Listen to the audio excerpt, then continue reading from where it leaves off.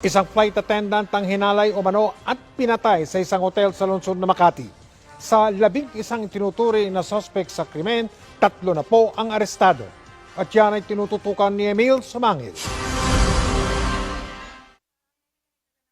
January 1 ng tanghali, natagpo ang walang malay sa bathtub ng inupakan niyang kwarto sa isang hotel sa Makati ang 23 anyos na flight attendant na si Christine Dacera. Isinugod siya sa pagamutan pero idineklara ring dead on arrival. Ang inisyal na findings ng sanhi ng pagkamatay ng biktima, ruptured aortic aneurysm o pagputok ng pangunahing ugat ng katawan. Pero ayon sa Makati Police, may mga indikasyon ng foul play. May mga nakita ring sugat sa katawan ng biktima. Secondary yan to whatever activities that I have done. Meron siyang mga pasa, meron siyang mga contusions sa both both knees, no? And then meron siyang abrasions, parang hiwa ka ba ng matulis na could be a ball pen na parang may hiwa. Pero hindi siya hiwa. Abrasion parang ginasgas na pagganon. Yeah. Pero isa lang yun ang mahaba. Merong definitely sexual contact. Sa General Santos City nakabase ang pamilya ng biktima. Ayon kay Sharon, ina ni Christine, nagpaalam sa kanyang anak na magche-check-in sa isang hotel sa Makati para doon sa lubungin ng bagong taon kasama ang ilang kaibigan. Nag-video call pa raw si Christine kasama ang kanyang pamilya pasado alas 12 ng hating gabi noong January 1. Sino kasama mo na? Syempre, yung mga friends ko rin na flight attendant. Sabi ko sino. So, yun, pinakita niya sa akin yung mga flight attendant. So, in short, since I really trust my daughter, so ko, basta enjoy ka ha, enjoy lang na. So, yun. So, wala akong any presumption na something will happen to my daughter. Because, syempre, ang kasama niya, makasama niya rin flight attendant. 12 oras ang lumipas, nakatanggap na ng tawag ang pamilya ni Christine mula sa kaibigan niyang flight attendant na kasama niya rin sa hotel. Bakit ano ba nangyari sa anak ko niya, namatay na? So nung nagsabi siya na namatay na, sabi ko, nag-uusap pa kami kanina 12:35 in the morning. In short, hindi ko alam kung anong gawin ko because physically I'm not with my daughter. 11 katao ang nakasama umano ni Christine sa hotel nang maganap ang krimen. Kilala na ito ng pulisya at nakatakdang kasuhan ng Makati Police ng rape with homicide. 3 ang naaresto na, 8 ang nananatiling at large.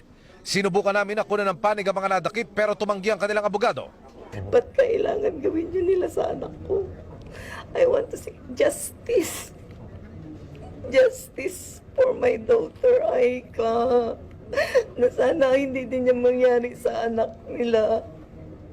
Ni-rape, binaboy anak ko. Sana hindi mangyari yan sa kapatid niya, sa anak niya. Ayoko may mabiktima pa sila ulit. Kung ang pamilya ng biktima ang tatanungin, sinet up si Christine ng mga suspect.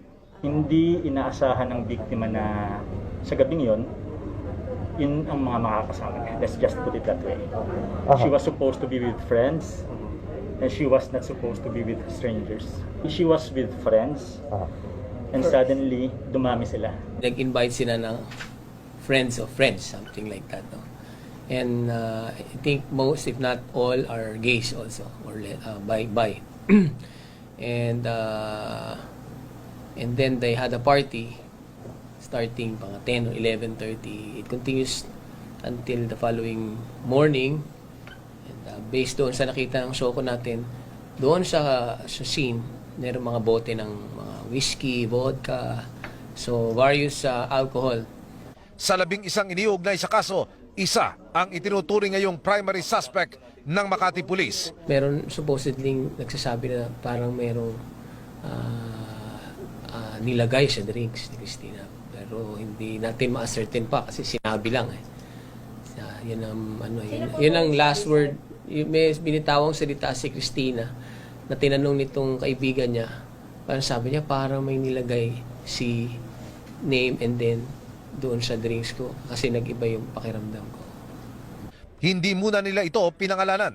Nakikita si CCTV, nag-transfer din si Christine and the other guy, pumunta sa isang room, bumalik sa isang room, until in the morning na parang siguro lasing na whatever doon ba nangyari, binuhat si Christine tapos binalik sa room niya.